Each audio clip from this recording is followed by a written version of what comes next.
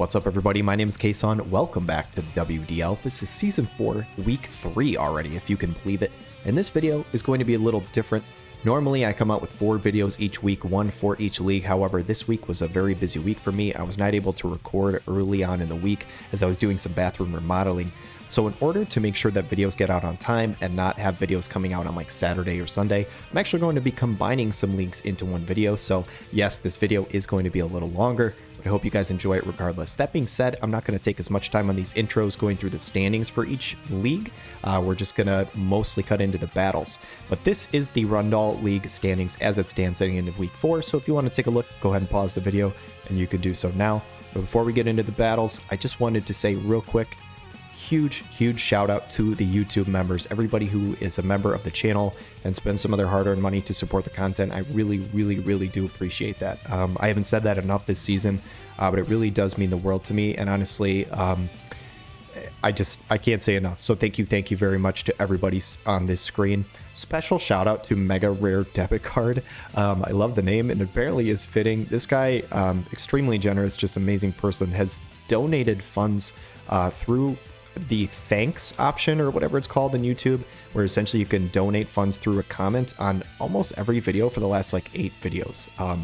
I think he's donated like $30 or $40 overall over that many videos. So Mega Rare Debit Card, if you are watching, thank you so much for all that. That's extremely generous, and just know that it's very much appreciated. And yeah, it's very thankful. So everybody on the screen here and everybody watching, even if you're not financially supporting, just watching, I appreciate that as well. So thank you guys all so much for that. We've got a bunch of battles to get into. We're starting off with the Rundall League. Let's jump into them.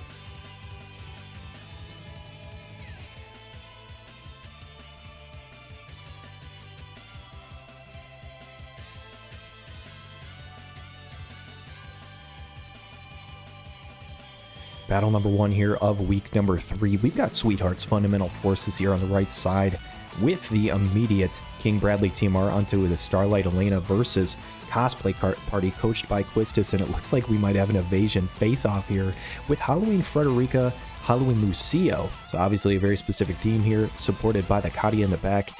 He's going to get that Axeman's adaptability going, get that physical shield. I will say though, that's not really going to help except against the Lorela, as Miranda does have that courage, that don't die skill in place here is the Wish for Peace online for Lorela. So both teams have used a luck up TMR to try and improve that evasion. Obviously going to increase the accuracy as well though against the other team. So we'll have to see who can hit who. As Griever's Wings, interestingly enough, curious to see what kind of tech that Quistis was going for here. I don't know if the defense debuff resist was on purpose for something on Sweetheart's team, or if it was just the AoE haste TMR to try and get Katia going quickly. Kind of curious about that, but the guaranteed hit nullification is there for the Halloween Fred. Tonight, the moon bleeds red, so Halloween Lucio says, hey, my TMR is really nice, I'm just going to use it. And what does Katia go for on this next turn? She has so many excellent buffs. She has Calamity Guard, she has a massive debuff resistance buff. It's all incredible, as I expect this is a fast cast from the Miranda. Dual Veil, Dark, and Earth, not going to matter a ton in terms of the elemental resistances, but the Evil Doers Beware gets increased evasion. I think it might even give accuracy as well to the Starlight Elena, as Fierce Barrage comes through for the Lorela. Does get dodged immediately by the Halloween Lucio though, as I don't expect it would have done a ton of damage because of the physical shield, but the fact that he can ignore it completely, obviously fantastic. Unit attack resist up against the Fred to make yourself a little more tanky, and Katia is going to start channeling another buff here. Halloween Lucio should be able to finally kick off this fight. Does he have the accuracy to hit Elena, or does he just go for Miranda? It looks like he's going to go for Miranda. He's going to go King of the Dead, Limit Break, going to try and give himself haste here. And how much damage is this going to do? 7,400 is a ton. Healing power down as well. You can see that heal back on Miranda not doing nearly as much as it would have as the Calamity Guard comes through. I do wonder though, does this get rid of Halloween Lucio's physical shield? We might see it depending if Lorela can actually hit him, but it doesn't matter as it does help slightly against this magic damage. As the Limit Break comes out from Elena, it gets dodged, I think, once by the Fred, but I think the rest of them made contact. And this Elena from Sweetheart is looking pretty damn accurate as the Sharpshoot comes in. And yeah, that is the unfortunate thing. Calamity Guard overwrites the physical barrier of Halloween Lucio. You can't have 2 physical barriers on at the same time, so that second one overwrites. That 7,500 physical health shield is no longer there, which means Sharpshoot from Lorela actually does increased damage. So in this situation, Calamity Guard actually kind of hurting Lucio, as his Dispelling Thrust is now enough to kill Lucio. I don't think it would have been had the Calamity Guard not come off, so that's actually unfortunate for Quistis here. Anti-Evil coming out from the Starlight Elena, going to drop the accuracy as the Fatal Pirouette does take out the Miranda. But this is looking pretty good for Sweetheart, although I think Katia does have Raes in her kit. I don't think she has full life, but I think she does have Raes. If she can land that on Lucio, Quistis could still turn this fight around as Crystal Shine Bright comes in for a ton of damage, but it's not enough to kill, crucially, as no, it's not a Raes, it's a Calamity Guard. Oh no. And unless Halloween Fred has her dancing shoes on, this is looking very, very good for Sweetheart here. Lorela going to pick off the support in the back. And now this 2v1 advantage for Fundamental Forces. Crystal Shine Bright coming down. Not a ton of damage. This Halloween Fred looking really, really tanky here. Good unit attack resist. And I'm thinking that's probably the main thing here, as Fatal Succession does get dodged. Can she heal up? She does have a Drain Flurry. Yeah, that's what it's called. There it is, Draining Flurry. 4,400 damage, I think that was. Also dropping the healing power. Healed her up quite a bit. If she can live through this damage, which she is honestly not taking that much from Elena, if she can kill Lorela and heal back from it, Halloween Fred might still be able to pull off this 1v2. This fight is not over. 70 AP. She's ready to rock and roll. 16 actions. Fatal Pirouette goes up. It's not the heal attack, but I think she has the blood sword equipped, I'm thinking, as she just healed 1100 damage. But Lux Overflow is enough to get her down to the Courage. And Starlight Elena, as speedy as she is, we've seen this so many times over the past few years from this bonkers unit. She comes in with the Dark Omen, cleans up the Halloween Friend, and she manages to pick up the win over Quistis. Absolutely tremendous showing by Sweetheart and her team Fundamental Forces. Starlight Elena, one of her mascot and staple picks. I know she joked around in the Discord about how Starlight Elena isn't 100 cost tag worthy, but man, she sure seemed to be that fight. So very well done by her. GG's to both players.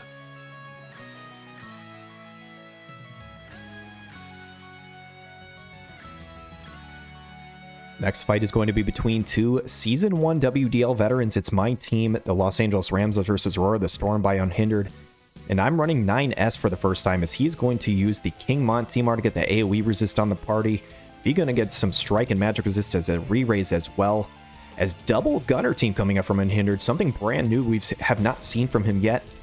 Can it pay dividends here, as Alaya Rundall, March of the Dragon Stag Princess, going to give her a number of really nice buffs. Luartha make an appearance. This might be one of her first times in the WDL. Actually, I take that back. I think she's been seen a couple times. As the Heart of Flutter comes out from the Agris, try and get that movement up and the unit attack resist. And this is a TMR use that I found here with the 9S TMR. He's not the one using it, Lemire is, but this is to try and nullify any sort of confusion or sleep that could come from the other team. And the double resist coming out from 9S to try and get that missile and pierce resistance up, as I know that Unhindered has those kind of damage types on his roster. Courage is now online for my Vega as the aim fire comes out from Luartha. And I felt really good about my initial turn rotation here. But this is a really smart tech by Unhindered, also running the Alaya TMR on herself to try and nullify any sort of berserk that Vega might come out with. And Agris going to line up a huge limit break on my entire team here as Candescent Hue comes out. Just a gorgeous animation. Everybody loves the tactics units, but it's absorbed really well with that AoE resist buff. And Confusion, crucially for me, does not land because of that 9S TMR. And I'm very excited about that. However, Limit Break coming out from 9S, this is normally a nuke. That unit resist buff on the Agris actually allows her to take it decently well. 5k is still not bad, but that would have done a lot more had he not used that TMR. As Mortal Severance goes on for 4,800. I think she actually got the reaction block that actually neutered that damage a little bit. As Lemire is going to start channeling again, this should be a Guard Hastaja, I believe, as she is no longer hasted. And Luartha needs to start dealing some damage as she's going to actually use the Wind Veritas TMR, which is a nice TMR, but they need to start joining the fight soon here, as Agris is going to go down to my Vega, just cutting her right in half with his axe. Alaya is going to join the party, and what can she get done? Can she land a Frostbite or anything major here? Armor Borer actually does a ton of damage to my Vega, although 9S actually absorbs it quite nicely due to that physical barrier. 5,000 damage from the hacking onto Alaya. And there is the Guard Hastaja. Obviously a little clunky here. First couple turns on my initial turn rotation looking really clean, but that part not so much. The standard attack from 9S is going to do a little bit of chip. As Lemire is going to walk up. Is it a haste? Is it a Kuriga? We'll have to find out here. Luartha, what can she get done? A whole lot of nothing, actually. A split shot will connect for 2,700 onto 9S. Not too bad, but does get reflexed by the Vega. He would have got healed up anyway by this Cura, guys. He comes in with Immortal Severance. Big damage onto the back line here. And Luartha is all that stands in the way of me picking up my third win. Ninus is going to walk in and pierce right through her heart here, unfortunately. Shout out to Unhindered. Absolutely awesome guy. Had a blast talking with him, as always. Just one of my favorite people. Super fun to play against him. I think he was up against it this week. Honestly, there are certain weeks where rosters just have a really good advantage against the other team.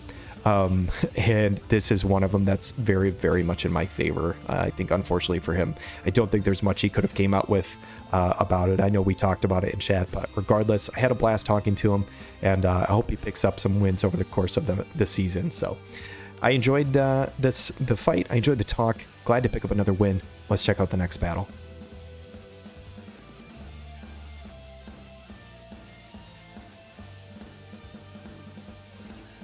Third battle of the video, guys, and it should be an interesting one. Manta's rocking a really cool team here with double winter units, Ramada and Venera alongside Aerith, as that Zizabel's team are getting popped right away by Ramada.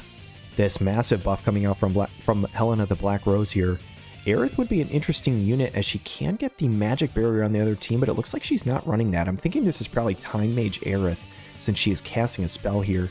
As Boon of the Lion being used on both sides of the battle, so the Kingmon Timar being used to incredible effect on both sides. Silence, Charm, and Immobilize on the side of King Delita. I'm not entirely sure which one of those he is trying to nullify. I know very little about Winter Venera, to be completely honest with you. She probably has some status effects that I don't know of, but it'll be interesting here. As Helena the Black Rose going to walk up, go for the Spell of Shielding, and interestingly enough, with that Grimoire Keeper sub-job, 7,500 physical health shield could be pretty massive here against the Winter Armada and Winter Venera, as well as double physical damage units as the resist magic from Venera, but she's going to walk all the way back to her support to get this online. It'll be interesting. Green Mage sub for the Mediana with the Vitalize and then Protect coming out from Ishtola, so this is very much like, hey, keep Helena alive composition. But I will say Mediana is a very scary unit. If she gets to walk up and pop a Limit Break, it can just be over for you, essentially. As Winter Venera with the Magic Barrier, she was a beastly anti-magic unit when she first came out, but can she still hold that title here? As it looks like Media is going to channel a spell. I expect that this is probably a Flare. Doom Scythe comes out, not quite enough to one-shot her. Does land the Doom. But does it kill anybody? We'll have to see. Ishtola going to start channeling a spell. Mediana might just clean up this Ramada here. It's actually a Curata, interesting, which means it's probably one-shots, because I think Ishtola would have tried to do damage otherwise. This is a one-shot. Flare takes out the Ramada, and this is looking rough for Manta. Fortunately, it does have the re-raise from Aerith, actually, onto the Ramada. And Veneris finally gets to start joining the fight with the Quicken, but it's a taunting spell, which means almost no damage. She does gain hate, though. Is Ramada in range for an AoE, though? You bet she is. Rose Blast is going to take her out, and I'm sorry, how much damage was that on a Winter Venera? I know she has the 70% magic shield, and she used resist magic, so she's pretty much as tanky as you get, but this is going to blow up that magic barrier. And it... what? What is happening? How did Winter Venera just take 900 damage after that 70% magic barrier disappeared? I don't know, but that is absolutely incredible. 3,500 from the Helena Limit Break. This is still looking insanely good for King Delita. Like, I don't know how Manta wins this, but the fact that Winter Venera is tanking this damage this well is honestly incredible to me. 3,800 damage onto the Mediana is obviously not nearly as much as you'd like to see, but this Winter Venera kind of putting in work here. As Aerith going to start channeling a heal, I imagine here. Xenoglossy doing 3,000 damage, though. That is a good chunk. Holy Prayer going to land. That's going to up the spirit even more. Try and make her even more tanky.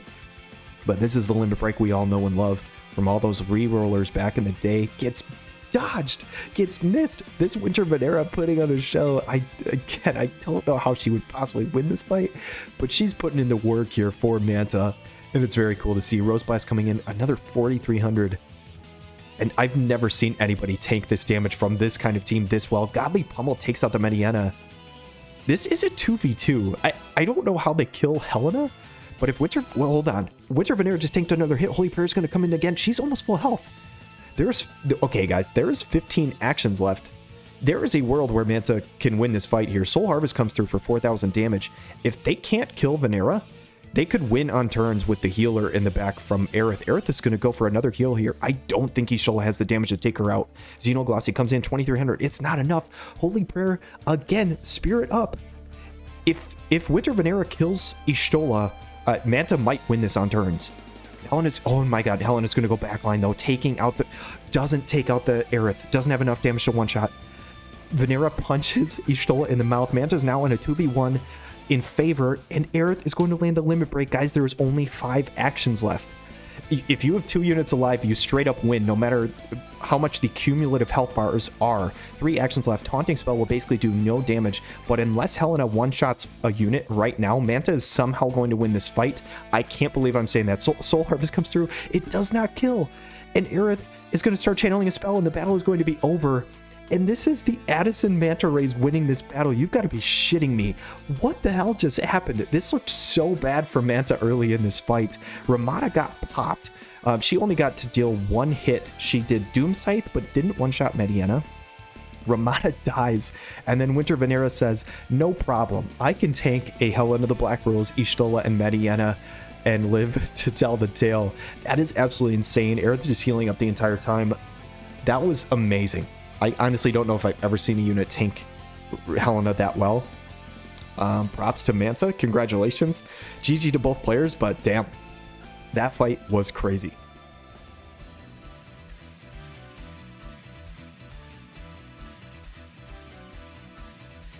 Alright guys, heading into the 4th battle here, we have Itomanpr versus AllSmokedUp. I just want to say, hopefully the shoutcasting is still good this week.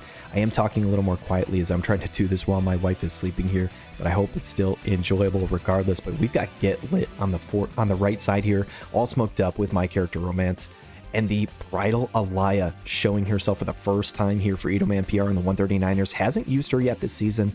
We'll see if she can put in the work alongside Mia and Marguerite. So we've got the Time Mage to speed up Alaya, and I think that can be a good strategy. If you can get a Stag Impact Quicken combo going, not many units are going to live through that. If you can't pull it off, I think that AllSmokedUp has a really good chance here. So we'll have to see what is going on here. Is Marguerite going to go for a Haste or a Quicken? I imagine this is probably a Guard Haste.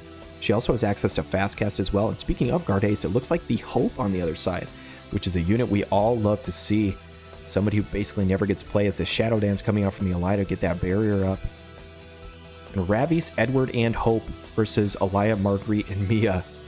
Interesting team coming out here. Ravi's going to start walking forward. Slowpoke comes out from Mia. Drops not only the CT, but also the unit attack resist. This is actually a pretty nice skill here. It doesn't do a ton of damage, but the unit attack resist drop could actually amplify damage for Alaya quite a bit.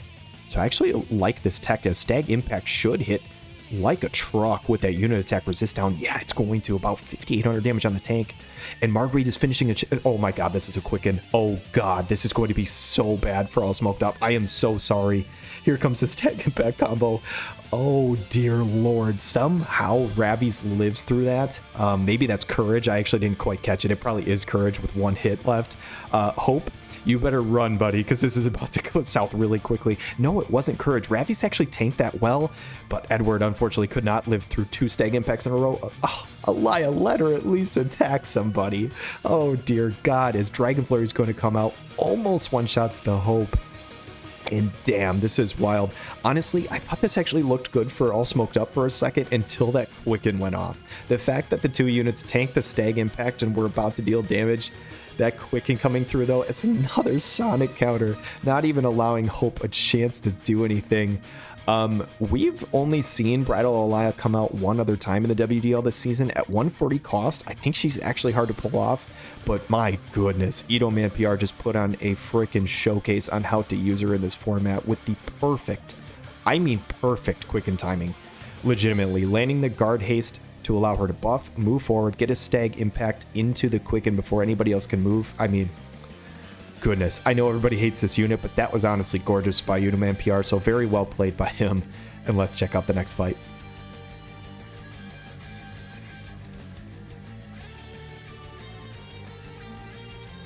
Alright guys, I think I mentioned at the start of the video that there would be 1 player who has 2 battles this week, and it is Quistis. So obviously Quistis lost to Sweetheart, going to get another opportunity to pick up a win this week, trying to come up against Mr. Aloha of No Glove, No Love. And who wins it this time? It looks like Cosplay Party for Quistis, running the exact same comp as we saw against Sweetheart. Same initial turn rotation, so not changing up the strategy. And Mr. Aloha looks like expecting some evasion here with double mace plus glove. I know Revelka has guaranteed hits. I think Summer Katona has guaranteed hits as well. So obviously trying to make sure to get through that evasion strategy as the protect coming out from Kadia. Not going to do much as this is a full magic team from Mr. Aloha. Obviously, Raf's got her re-raise. She's ready to walk forward. Resilient stance on for Halloween Fred as she's going to start walking forward as well. It should be shortly where the battle starts to kick off. Halloween Lucio obviously rocking his own TMR again. I'm not sure if this is the exact same initial turn rotation coming from Quistis, but it's pretty darn similar if it's not the same. Dark Blessing coming out from the Raf. Debuff reduction, always a really nice, useful thing here. And what is Kadia going to go for? Does she go for another Calamity Guard is my question. Not that the physical shield matters for Lucio, but it does override it. So when that does happen, it's kind of interesting. Heart-like Needles comes out. Spirit Piercing Rate for Revelka. And I think if there was any team that Mr. Aloha could win with against this team, this is the strategy to bring out. Drain Flurry gets tanked insanely well by Raf. And early returns looking pretty good for No Glove, No Love here. As Vacuum Slash comes out, that's good damage onto the Summer Ketone, though. I'm thinking that she must be weak to pierce damage. She's actually quite a tanky unit.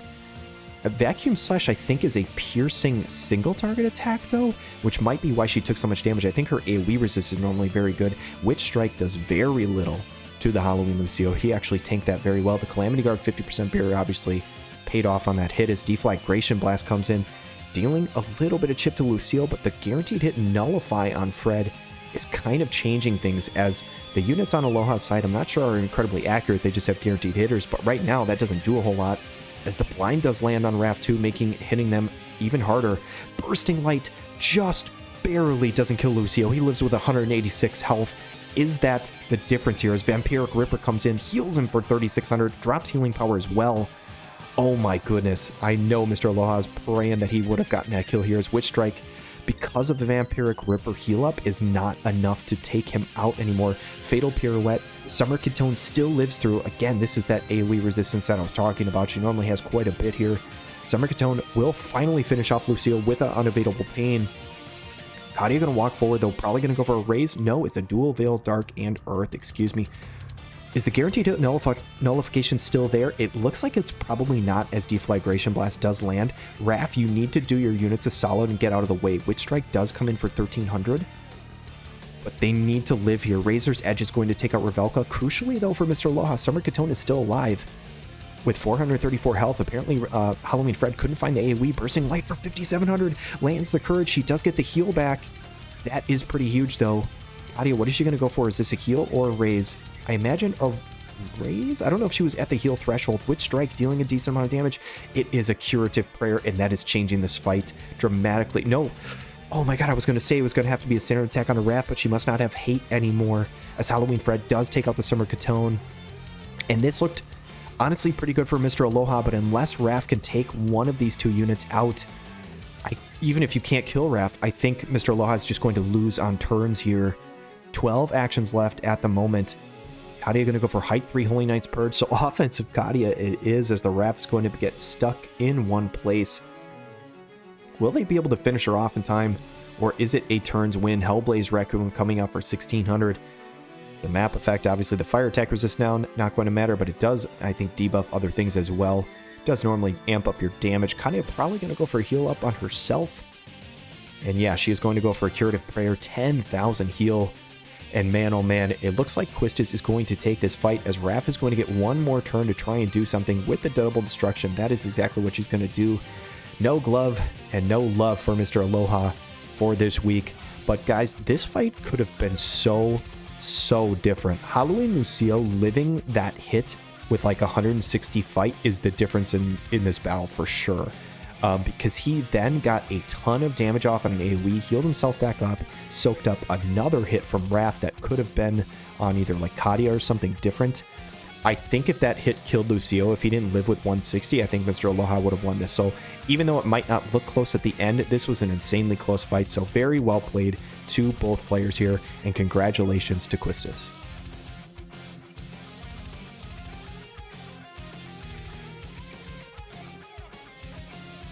Saving the best for last here for the Rundall League here, guys. This is the battle for first place with Chisei, his Hopeless Heroes, and Proto and Sucker Punch.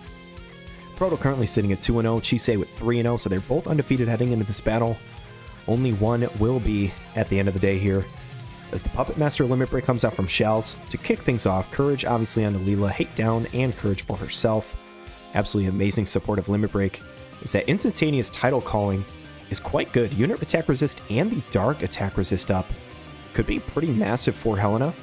Obviously, she does have one attack that is non-elemental damage, but forcing her into that could be pretty huge. As the Runes of Mind and Destruction, I believe this is S.E.E.S' TMR.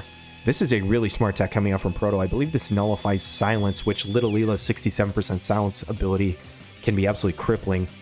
We've seen this team put in so much work here for Chisei. Is that Rite of Safe Passage?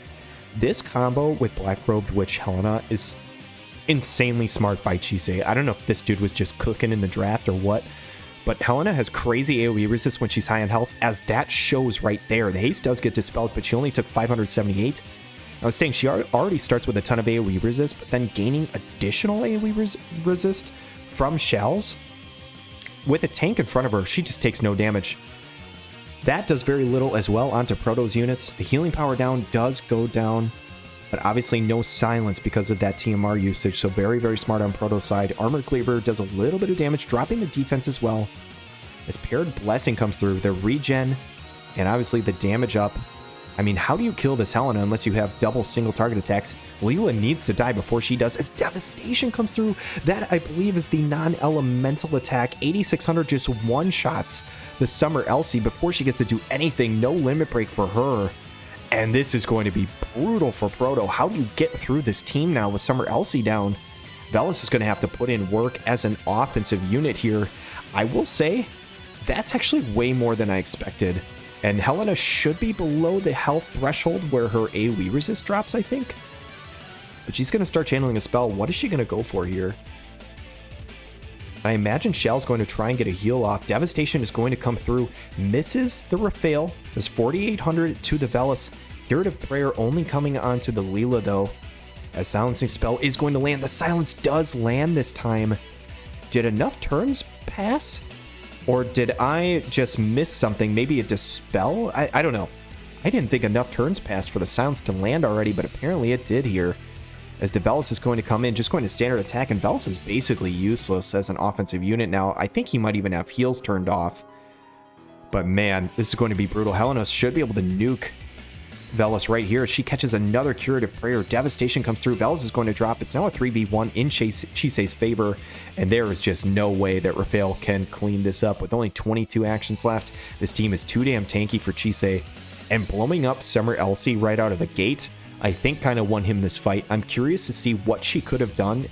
Her Limit Break is just nasty. It does a lot of damage, depletes AP bars. Obviously, it's hard to deplete the AP bars of mages.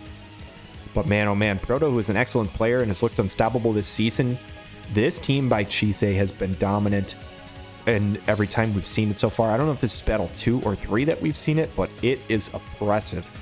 I think you need somebody who has some of those double, like, single target attacks. You need an Edward Elric, an El Sorel, an Elias, something like that, who can get some of that stuff done, or maybe a gunner unit with, like piercing attacks like Lucia.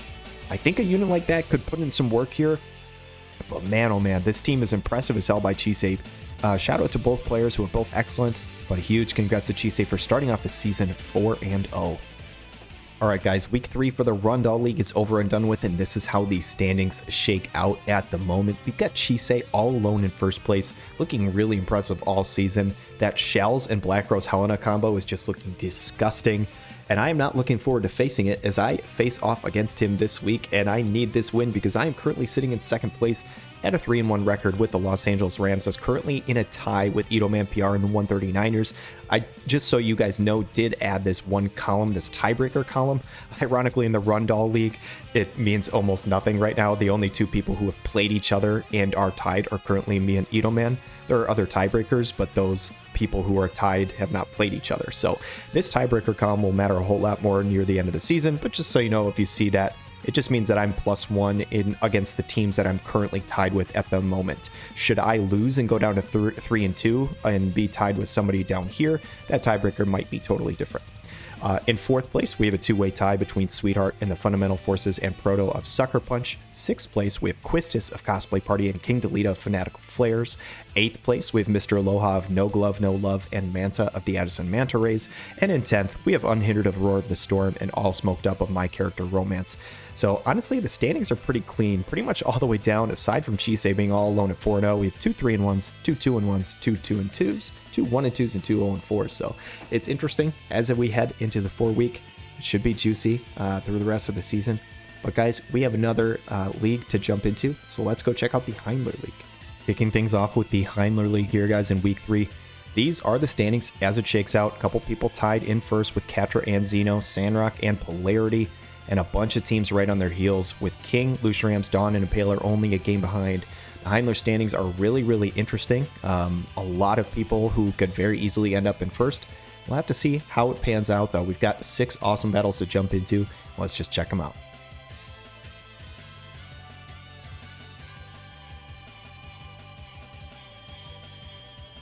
Kicking off the Heindler League here, guys, in our doubleheader video, we've got Kyouma rocking that Red Mage team that he brought out last week to great effect as the Keen Blade comes out immediately from Lucio. The new Wind Veritas TMR used by Orlando here, and 2 of probably the best TMRs in the entire game, maybe the 2 best. And speaking of good TMRs, that Summer Glassy TMR is also very, very good as well. Queen's Edict coming out from the Queen Moshri alongside Noctis and Nasha. So it looks like a little bit of Dark Golem synergy going on here. Protect is on the entire team. Divine Veil, really good debuff resistances. And it'll be interesting here. The positioning from Maughanman is interesting as Noctis is going to be ahead of the tank. Sometimes some of that backline hate can be useful. It's got to be well executed though.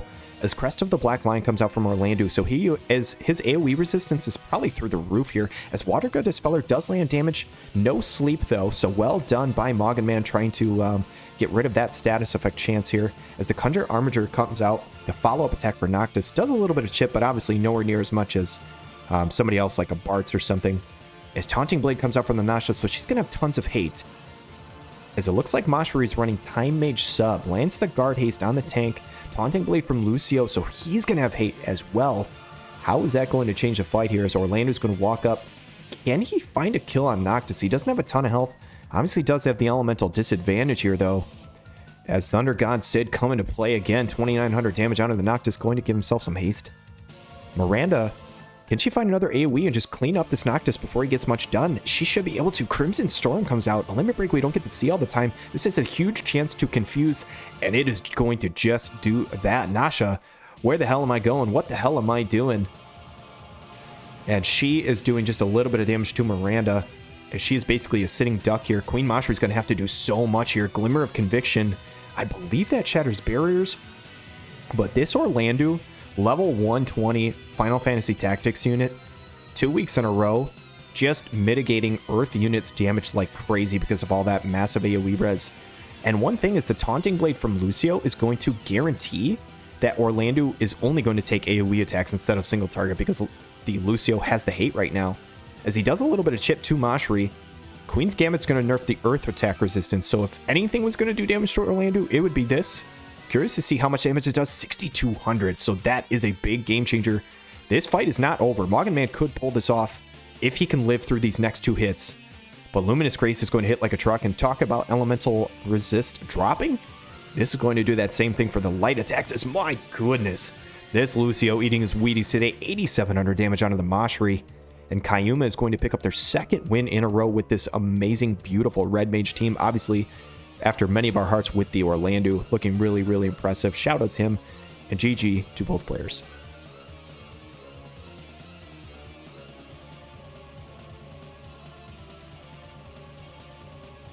Battle number 2 here for the Heindler League here, and it looks like Snark and Arise from the Crashes is going up against Sixeight of Zasshu here.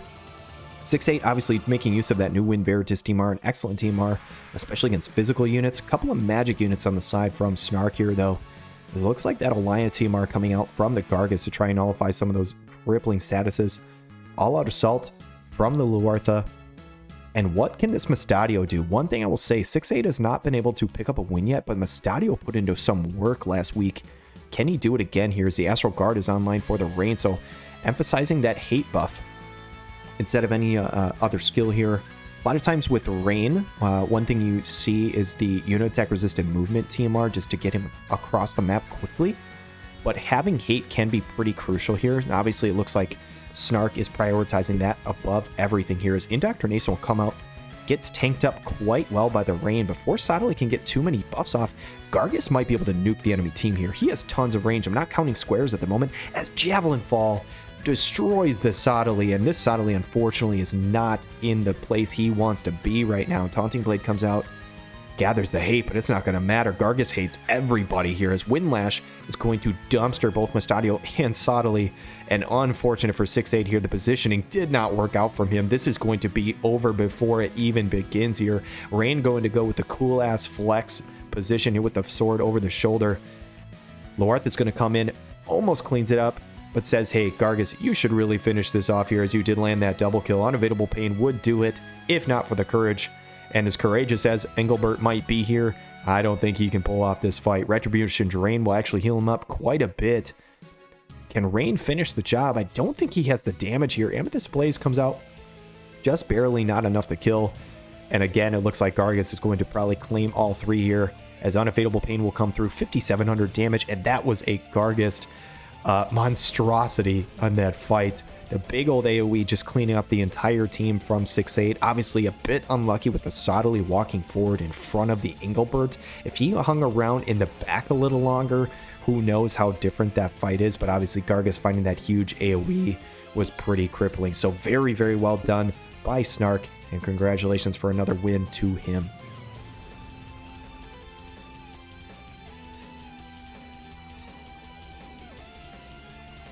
Battle number 3 here, guys, and it looks like OdaibaDiver is running a juicy composition with Titus as a tank on the side.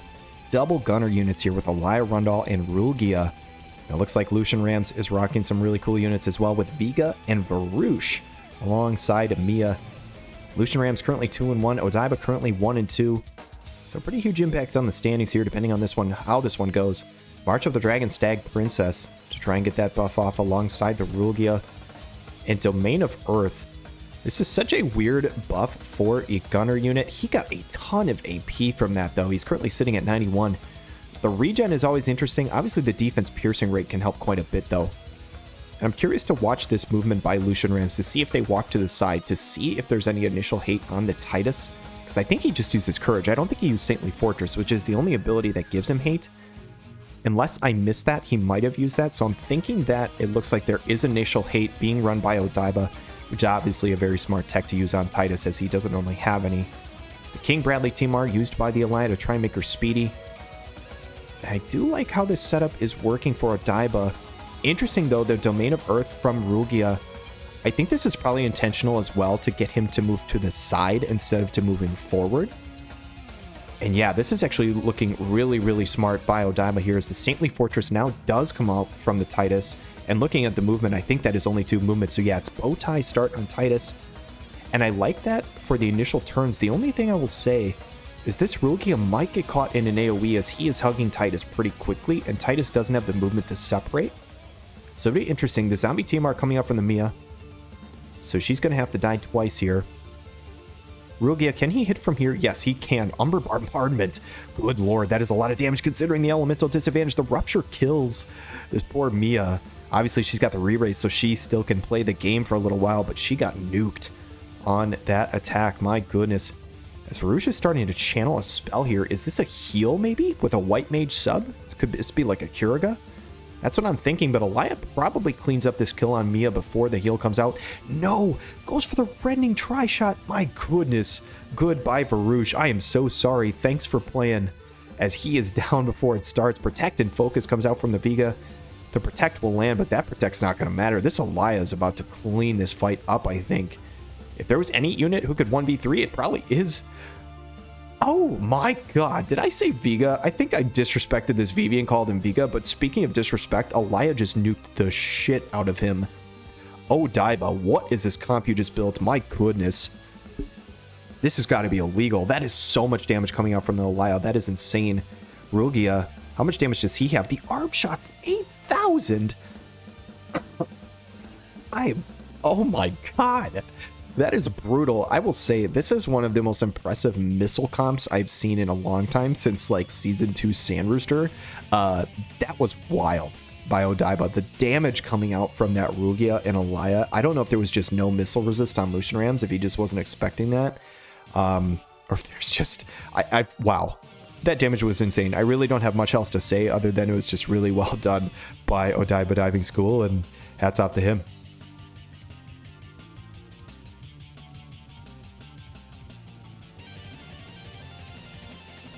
We've got another good one here for you guys. Catrah running a really interesting composition with 2 strike units in Tifa and Snow alongside Raes. An Impaler on the other side running a Velis, Sakura, and Salir composition. Very, very interesting. As Snow is going to buff Walk to the side, which is interesting. Is there a bow tie on Sakura or something? And interesting that he walked to the side instead of forward. Maybe it's just because the units are relatively on that side, but that's really interesting. Pure Water Exuberance coming out. An interesting TMR choice by Impaler. CT up on crit. Curious to see why, but we'll have to find out here. It is a cool idea. I wonder if this is a crit-focused team. As the Wind Veritas TMR comes out from Raes, but I will say it's a really good TMR, but it's not as good against magic units. As Sakura's going to start this fight out with a Limit Break. Eternal Pain comes out. Raes obviously a much better tank to physical. Normally with a ton of AoE resist, though, that actually did a lot more damage than I would have expected. So Sakura coming to play here as Unyielding stands for the Tifa. Going to get the Courage going. Is Velis in range to deal damage, or does he just go for another buff here? No, he's actually just going to walk to the side towards the Snow. He's going to haste himself up too. But I think this Salir is going to be in range to deal damage to the Raes. No, she is not. And this is such interesting movement as they are hugging that wall to get towards the Snow as Lightblade. Sakura is just out here destroying Raes before she can do anything about it. These two units trying to hunt down Snow. Sakura on a solo covert ops mission. And he does a ton of damage, 5,000 to the Snow here. Spirit Breaker coming out for 3,800. This is actually looking quite good for Impaler here, as the 2 units in the back just not able to close the gap before this Raes got taken down. Overpower Plus not dealing nearly as much damage as I think Catrah would have liked to see. Bolt Surge comes out, would have killed the Snow if not for the Courage. 7,700 damage is a ton. Bella should go for a Snow healing here, and this is going to hit the entire team. And Catrah, who comes into this fight completely undefeated, 3-0. This one is not going his way, as Lightblade will take out the Snow. And I'm not sure what exactly the idea behind the team was, but unfortunately Impaler had an answer to it. For Catrah here is Tifa, comes in with the Overpower Plus, does hit the entire team. Good damage, but unless she can lap with herself, which she cannot, this fight is over here. Bella's going to heal up the team to full. Sakura should be able to clean this up down to the Courage. In fact, she is Rebel Intention. She might just remove the Courage here. Excuse my coughing if you can hear that. As Rebel Intention comes out, 8,400 damage, removes the Courage, removes Tifa. And Impaler says, I see your 3-0, and I will match it with a 3-0 victory in this battle. That was insanely well done. That Sakura was honestly really impressive. Salir did a ton of damage. And a really cool composition from Impaler. The double black mage with the Bella speed up. Not exactly a traditional comp, but very, very cool to see nonetheless. And I will shout it out because I think it's only 200 cost. So not only that, but an undercosted team. And I will say Catrah, respect to him as well, also going with the 200 cost team. I almost wonder if these two players like worked out an agreement that they said they were going to do a 200 cost option. I take that back. I think Catrah's team is 210. I think I did the math wrong, but regardless, both are undercosted to some extent. Well played, 2 really great players. And let's head into the next battle.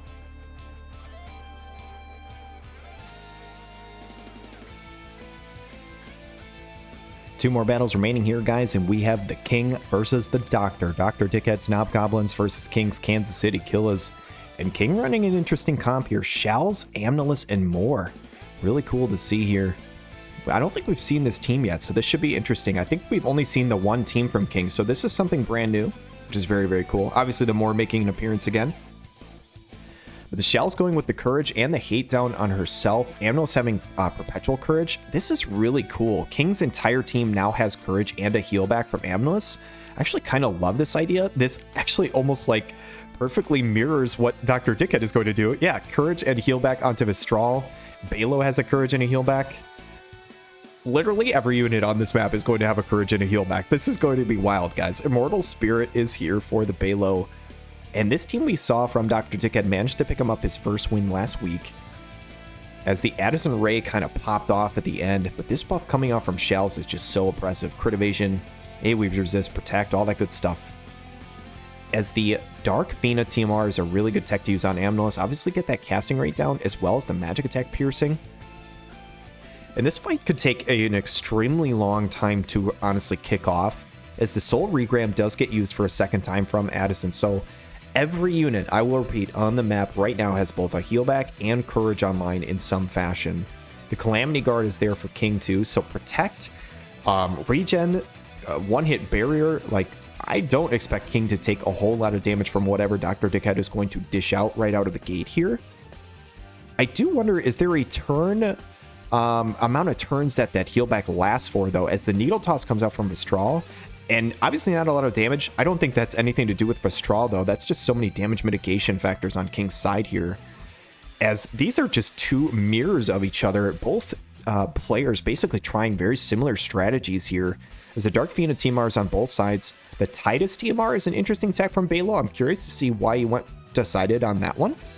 But very cool regardless. I do think it's just a 5 agility TMR if I remember, so maybe it was just agility tuning and obviously got to that buff.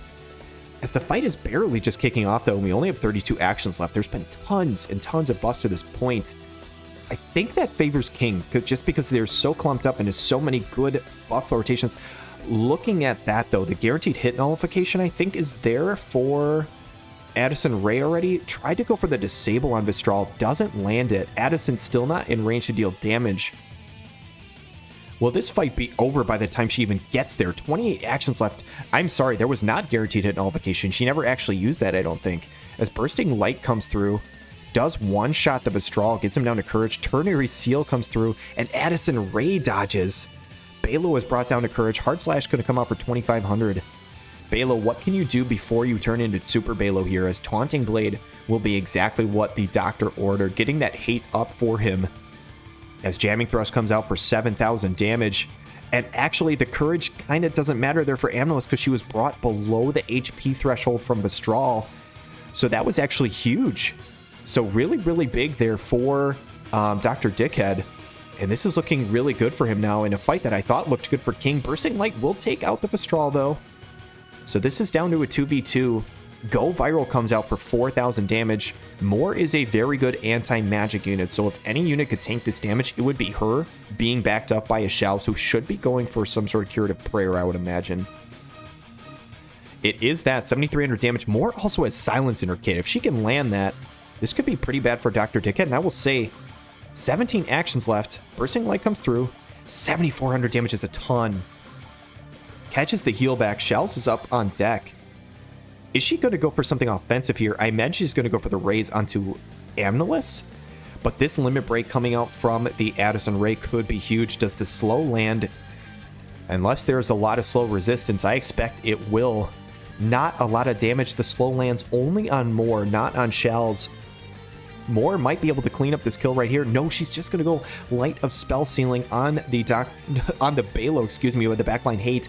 And this is huge because he comes back to life with a full health bar in a fight that could potentially go to turns with only 11 actions left. I say that. Vivifying Supplication comes in, revives the Amnelis, and that is huge for King here, as she's going to go next. How much damage can she get done here? Ternary Seal. I think that got dodged by Addison again. 10,000 onto the Balo, though, as Knight's Blessing is huge. 3-hit barrier. That is excellently timed here for King.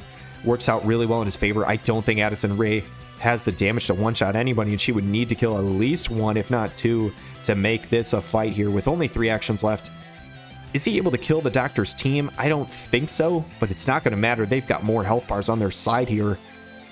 Level 4 Water comes through. It's enough to kill the Balo. It's enough to proc the Courage. And Addison Rae will get one more turn. But unless she has another Limit Break and it's even more broken than her original one, I think this fight is over. Jamming Thrust is good damage, but it's too little too late. King's team just a little too tanky. Dr. Dickhead's team couldn't get through it. So many healbacks, so much Courage. Full life coming through was the massive game changer, I think, here. Very interesting fight. I honestly don't know how many fights I've seen that took that many turns to actually start like damage happening. So it was very interesting to see. I liked how both players kind of had a similar strategy. It was pretty cool to see. And congratulations to King on his 3rd win of the season.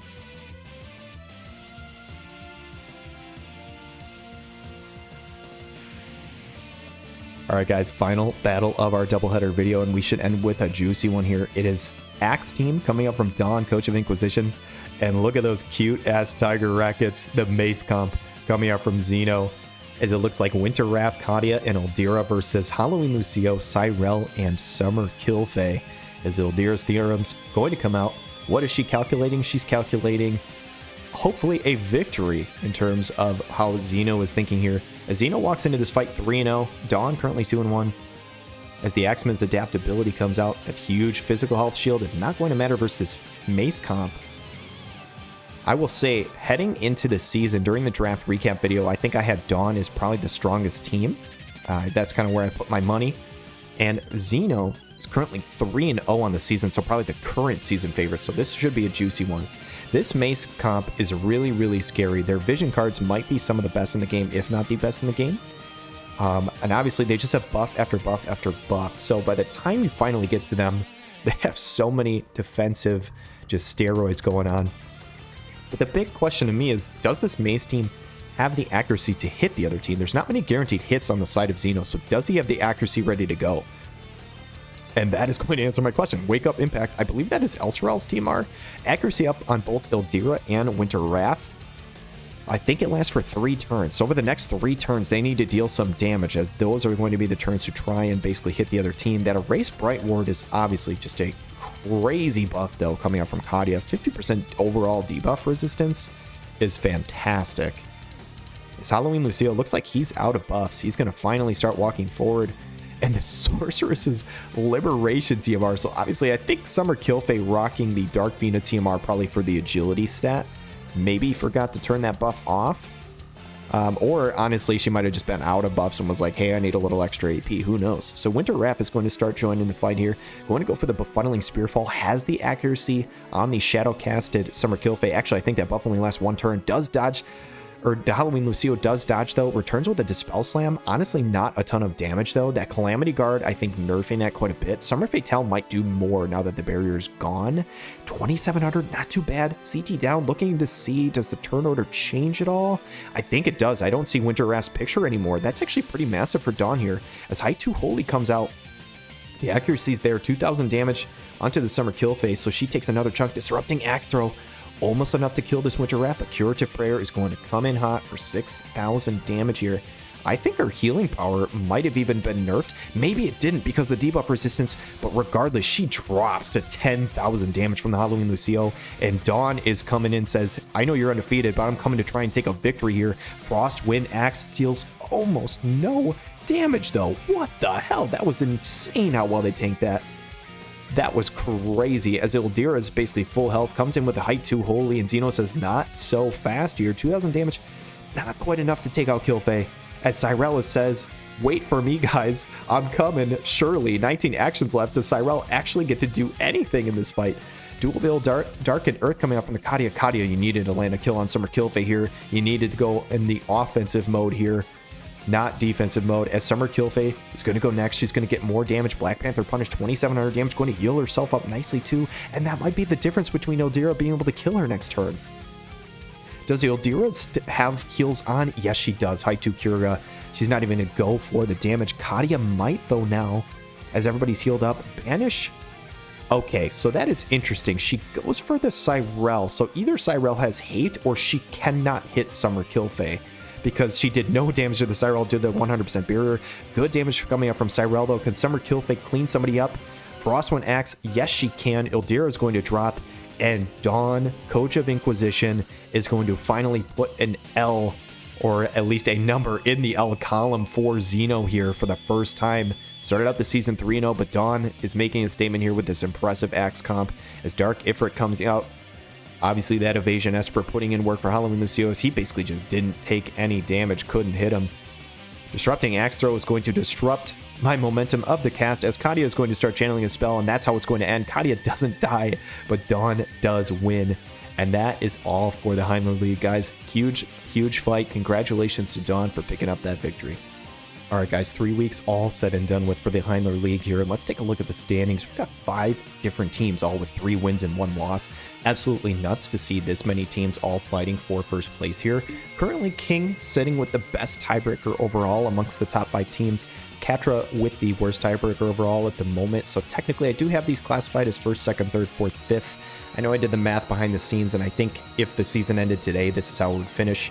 But there's still so many battles left that this tiebreaker doesn't mean a whole lot right now. It'll matter a whole lot more at the end of the season.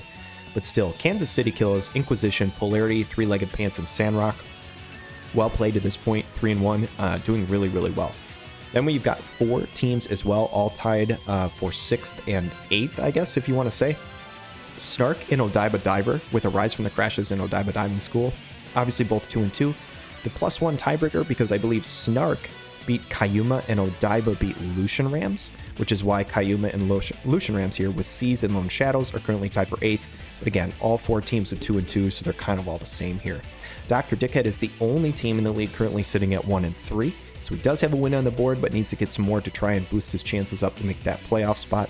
And Maughanman and Sixeight, unfortunately, haven't found that win yet, haven't gotten a number in that column, but I expect that to come at some point with Dirty, Slushie, and Zasshu here, currently sitting in last place. But guys, that's all the battles for the Heindler League here. I hope you guys enjoyed this video. You guys have a wonderful day.